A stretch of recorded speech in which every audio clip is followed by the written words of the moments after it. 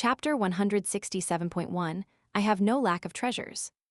Mao Jiaodong was standing in the righteous scholarly hall halfway up the mountain with his redwood ruler strapped to his waist, and he appeared to be dozing off.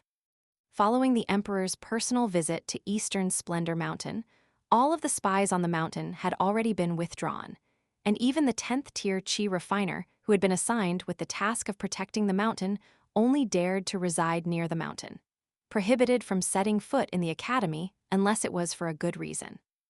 This was the respect that Great Sui Nation was giving to Mountain Cliff Academy, and it was also a reflection of the trust that the Emperor of Great Sui Nation had in Mao Jiaodong. Inside the righteous scholarly hall, portraits of the three sages with ties to Mountain Cliff Academy were hanging in front of an offering of incense.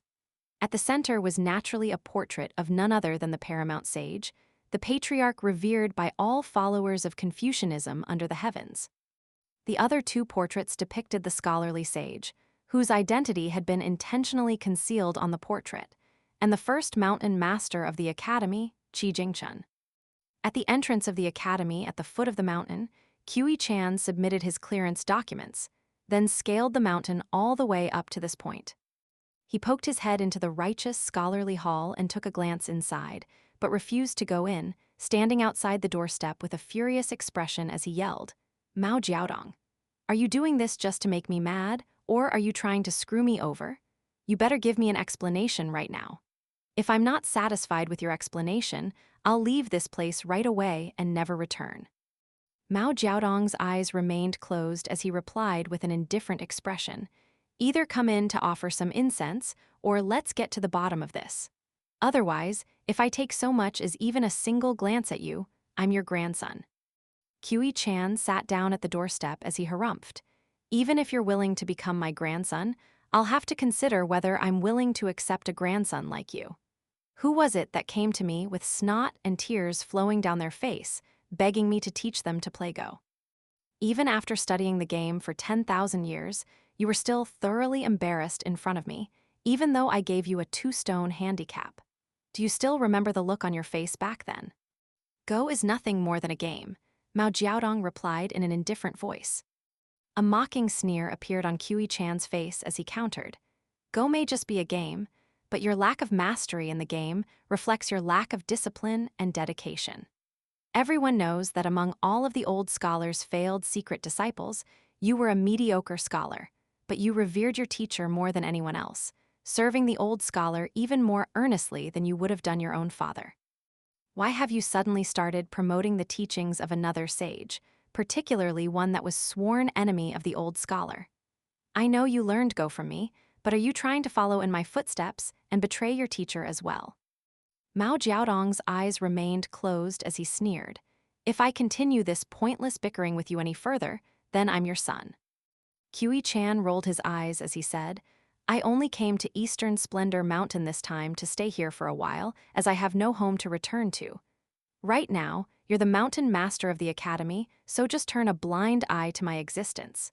If you don't want to see me, then don't look at me. Without your supervision, I'll have the freedom to do as I please, and we'll both be happy.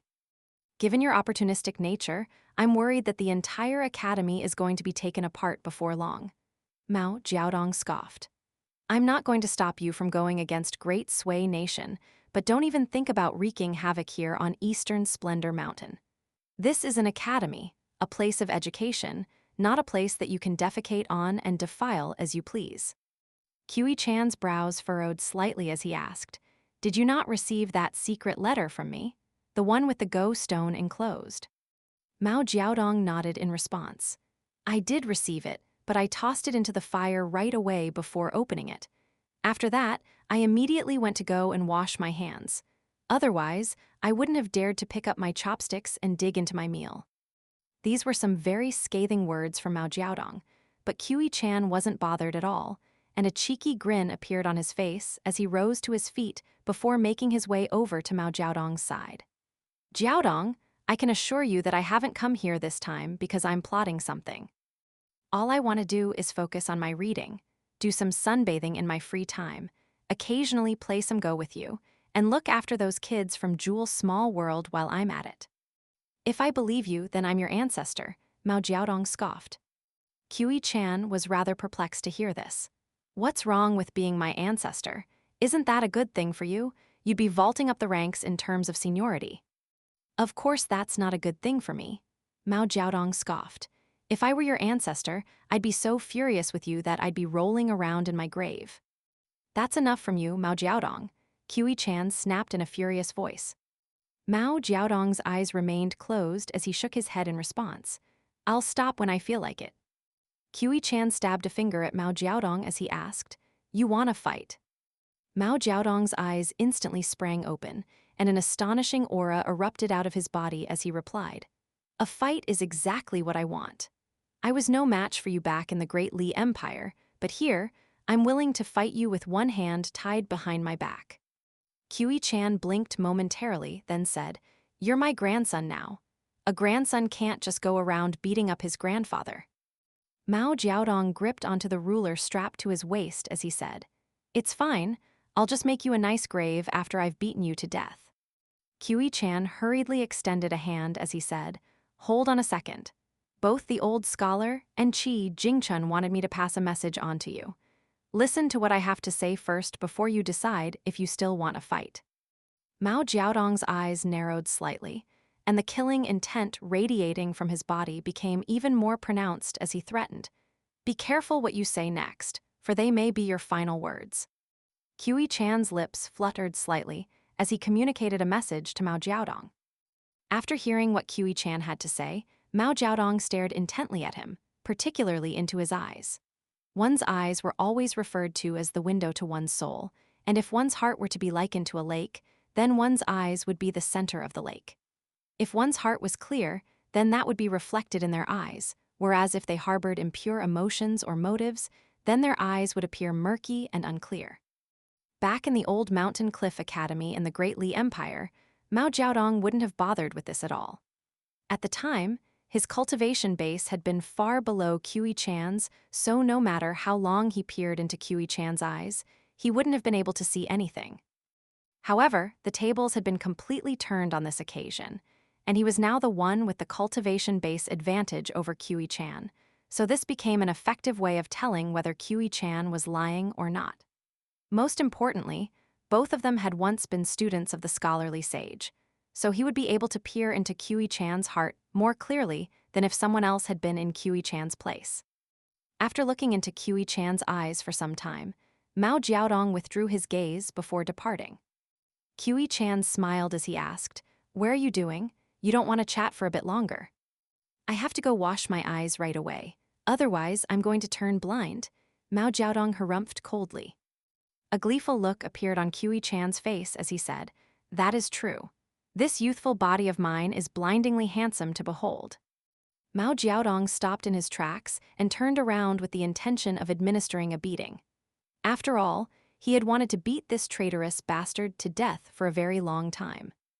A faint glimmer of golden light appeared in Qi Chan's sleeve, ready to fly out at any moment, and a stunned look appeared on his face as he exclaimed, Are you really going to attack me?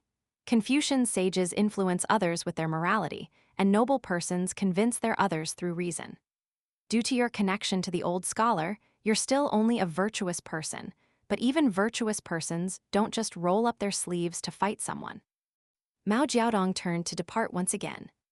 Qi Chan hurriedly followed along, clasping his hands behind his back in a graceful manner as he asked, How are Li Baoping and the others doing at the academy?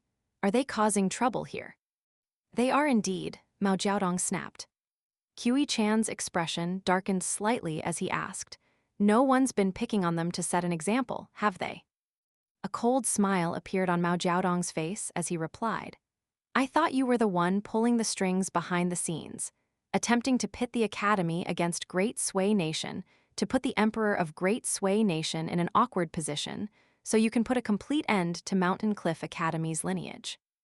A slightly awkward look appeared on Qi Chan's face, and he scratched his head as he replied, That old bastard in the capital would be capable of doing something like that, but I won't. I've turned over a new leaf and abandoned the path of good for evil, abandoned the path of evil for good, and I've been this way for quite some time already. Mao Jiaodong heaved a faint sigh as he cast his gaze toward the pavilion on the summit of Eastern Splendor Mountain. His voice wasn't very loud, but declared in a resolute tone, "Qiu Chan, if you dare to do anything detrimental to the academy, even if it's just once, I will kill you." Qiu Chan was completely unfazed by the threat as he casually replied, "Do whatever you want as long as it makes you happy. Tell me what's been happening with Li Baoping and the others. I'm not lying to you at all when I say that I'm in a way more tragic situation than you are. No one in this world can compare with how pitiful my existence has become. If you're ever in a bad mood, I can tell you about what I've been through, and I guarantee you your mood will be significantly improved. But if you ever do come to hear my story, make sure to bring a few flagons of wine with you. The Emperor of Great Sui Nation is quite a generous guy, so I'm sure he's given you quite a few flagons of fine wine." Mao Jiaodong took a glance out of the corner of his eye at Qiu Chan with a strange look on his face, then shook his head as he continued onward while giving Qiu Chan a brief recount of the events that had transpired thus far. During the final battle in the scripture library, Yu Lu had taken on Li Changying and the gray-robed old man, and ultimately, neither side had come out on top. All three of them had walked into the scripture library on their own, yet they all had to be carried out of the scripture library on stretchers at the end. Even as the deputy mountain master of the academy, Mao Jiaodong wasn't able to keep this massive piece of news confidential. That night, the head minister of Great Sui Nation's Ministry of Rites, one of the chief eunuchs of the imperial palace, and the 10th-tier cultivator who had been lurking near Eastern Splendor Mountain had all made their way onto the mountain to address the situation.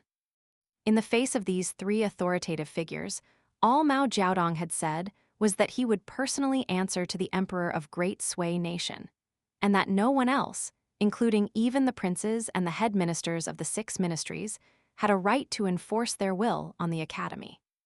In reality, the three of them had actually only entered the academy to check on the situation, and they had no intention of assigning blame to anyone. But Mao Jiaodong had turned them away in an extremely inhospitable fashion. The 10th-tier cultivator was about to fight Mao Jiaodong on the spot, but thankfully, he was stopped by the head minister, and the three of them quickly made their way down the mountain before entering the imperial palace to meet the emperor. Li Changying and the old gray-robed swordsman had accompanied them on that trip.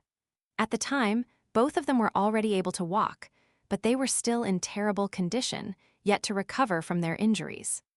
"What identity are you going to adopt to stay at the academy?" Mao Jiaodong asked. Qiu Chan replied without any hesitation, "If you read my secret letter, then you would already be aware of the identities of Yu Lu and Zai Zai. I can expose one of them, such as Zai Lingyu from the number 1 cultivating sect of the fallen Lu Empire. I can present myself to everyone as a senior from the same sect. If I choose to expose Yu Lu's identity instead, then I'll declare myself to be one of the hidden guardians of the Lu Empire's imperial clan. Rest assured, I've made watertight preparations for both scenarios, so this isn't a cause for concern." Mao Jiaodong wasn't convinced, and he said in a concerned voice, "The spies of Great Sui Nation are no less competent than the ones from the Great Li Empire. On top of that, Great Sui Nation has always maintained close ties with the Lu Empire, so—" Qiu Chan cut Mao Jiaodong off there as he interjected, "Who am I?" Mao Jiaodong had a great deal of resentment toward Qiu Chan marinating in his heart, and he couldn't help but snap, "Who are you? You're my son." Qiu Chan gleefully accepted this new identity as he called out, "Father." Mao Jiaodong was momentarily rooted to the spot upon hearing this, then gritted his teeth in fury before vanishing from the spot in a flash. "Father, where are those children staying right now? Father!" Qiu Chan yelled into the night, but received no response. He rolled his eyes as he murmured to himself, "Fine, I'll knock on every single door I come across one by one. I'll find them eventually." Meanwhile, Mao Jiaodong had returned to the righteous scholarly hall, and he offered 3 sticks of lit incense to the 3 portraits hanging in the hall as he said with a hint of sorrow in his eyes, "Master, senior brother, no matter how I think about this, I can't understand why you did this. I know that I can't even begin to compare with the two of you, and that you must have your reasons for doing this, but—" Tears began to stream down his face as he spoke, and he concluded in a sullen voice, "But I just don't want to accept any of this." Zing. Of course, Kiwi-chan wasn't actually so foolish that he would go around knocking every door that he came across. Instead, he sprang onto the roof of a dormitory before inspecting his surroundings from his vantage point. He spotted several lights in the surrounding area, and he flew toward the nearest source of light, then got up on the tips of his toes so his head could reach the window. He could hear the sound of splashing water on the other side, and he poked a hole in the window paper in an unhurried manner. Sure enough, there was a woman bathing on the other side, but her figure was absolutely hideous, and Kiwi-chan winced as he looked away, while the woman standing in the wooden bucket inside screamed in alarm. Kiwi-chan remained standing outside the window as he complained, "What are you screaming about? I'm the one who's been traumatized here." A loud thump rang out as water splashed all over the window. As it turned out, the woman inside had thrown her ladle at the window. Meanwhile, Kiwi-chan had already departed while massaging his own eyes as he murmured to myself, "That was certainly not a sight for sore eyes." Another sharp scream rang out, and oil lamps were lit up in quick succession in the nearby dormitories. Kiwi-chan continued to search through the dormitories and finally found the people that he was looking for. What was even more fortunate for him was that Li Hua, Li Baoping, Lin Xiaoyi, and Yu Lu were all gathered in the same place. Yu Lu was laying on the bed on his side, and even though his face was quite pale, he seemed to be in decently high spirits. Li Hua was seated at the head of the bed, looking down at the pair of straw sandals on his feet with a worrisome look on his face, while Li Baoping and Lin Xiaoyi were seated across the table from one another, doing some nightly reading. Kiwi-chan barged into the room and yelled, "Did you miss me?" Li Baoping was momentarily dumbstruck by Kiwi-chan's sudden arrival, following which an ecstatic look appeared on her face as she asked, "Where's Junior Uncle?" Kiwi-chan stepped into the room, then closed the door with his foot and sat down onto the stool in between Li Baoping and Lin Xiaoyi as he rolled his eyes and replied, "Teacher didn't come. I'm all on my own." Li Baoping sprang out of her chair, then rushed outside the dormitory. But even after looking around for a long while, she still failed to spot Chen Ping'an. In the end, she could only return to her seat in a dejected manner before slumping down onto the table in dismay. Lin Xiaoyi set down the copy of Recite Atop Cloud's scripture, then carefully bound it with that golden thread. After stowing the book away, he opened his mouth to say something, but didn't know where to begin. Kiwi-chan poured himself a cup of tea before guzzling it down in one go as he waved a hand and said, "I already know everything that happened." He then turned to Lin Xiaoyi with a smile as he continued, "Get Zai Zai to come here. Tell her that her young master needs someone to pour his tea for him." Lin Xiaoyi hesitated momentarily upon hearing this, and Kiwi-chan urged, "Why aren't you going? Could it be that you have a secret crush on Zai Zai and are afraid that I'm going to sleep with her tonight? Are you blind, or am I the one who's blind?" Lin Xiaoyi stood up with a resigned expression and left the dormitory to look for Zai Zai. Meanwhile, Kiwi-chan turned to the dejected Li Hua with a smile and said, "Stop being so glum, Li Hua. After Chen Ping'an heard about what happened, he praised you for being a brave and upstanding young man." "Did he really?" Li Hua immediately raised his head upon hearing this, ecstatic at the thought of praise from Chen Ping'an. However, Li Baoping immediately poured a bucket of cold water over his head. "Are you an idiot? Junior Uncle left the capital city ages ago. How is he supposed to know what's been happening at the academy? Also, does that sound like how Junior Uncle would praise someone? At the very most, he would only give you an approving smile, and at the very, very most, perhaps he'll give you a thumbs up." Li Baoping suddenly sat up straighter and crossed her arms with a proud expression as she concluded, "Junior Uncle is saving all of his praise for me." Li Hua fell back into a dejected state upon hearing this. After a long silence, he looked down at his own straw sandals as he proposed, "How about I move in with Lin Xiaoyi?" Li Baoping turned to him with a furious expression upon hearing this. "Why are you still such a coward, Li Hua? Why do you have to be the one to move?